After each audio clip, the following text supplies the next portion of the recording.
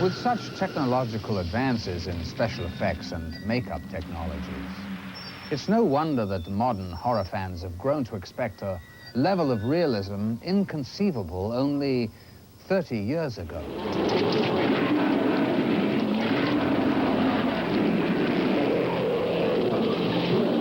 Part chemist, part engineer, part cosmetologist, part madman.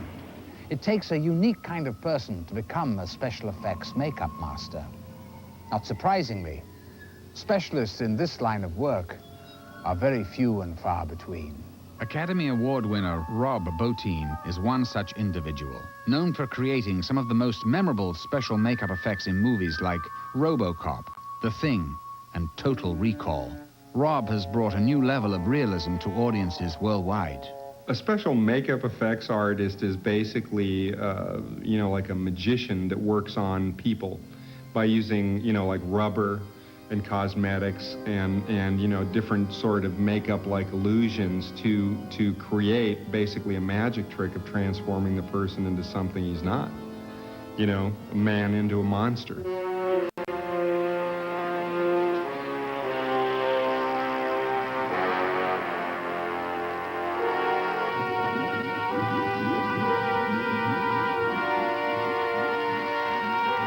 I'm always thinking about monsters.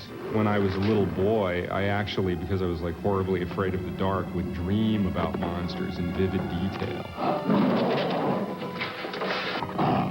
When I was a kid, I was like about 5 years old, and I saw Frankenstein for the first time. I looked at the word in the TV guide, and I saw this long word that looked actually scary.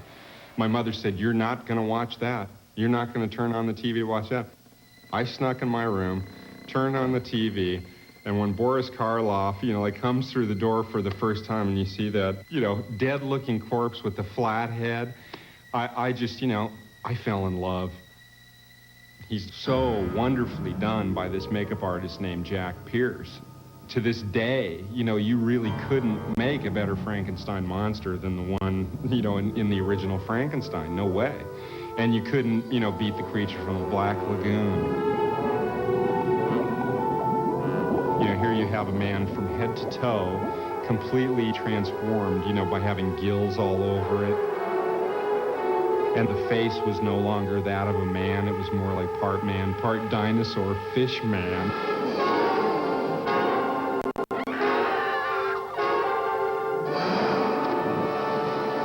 I worked on a film once where the director gave me complete artistic freedom to come up with anything I wanted. The movie was called The Thing.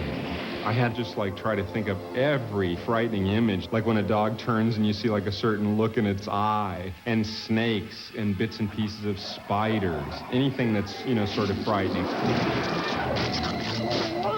For the special effects makeup artists to deliver the best scare they possibly can, the creature has to look absolutely real. If it doesn't, you're going to be looking at it and you're not going to be convinced, you're not going to be scared of it because, you're looking at a magic trick. My favorite scene in The Thing was a scene where the monster turns himself into a man and then fakes a heart attack, thinking that everyone will leave him alone and think that he's dead. But unfortunately for the monster, all the guys try to jumpstart his heart again with defibrillators. He doesn't like that electric shock, so his stomach actually turns into a large set of jaws. Sir? And while he's keeping the doctor occupied, his head and his neck stretch down off of the table and detach, and the head itself, grows spider legs, and it runs out of the room. You gotta be kidding. The great thing about it is to go to sleep and really have a good juicy nightmare. That's that's where my monsters come from. Good idea. I've got some great partners.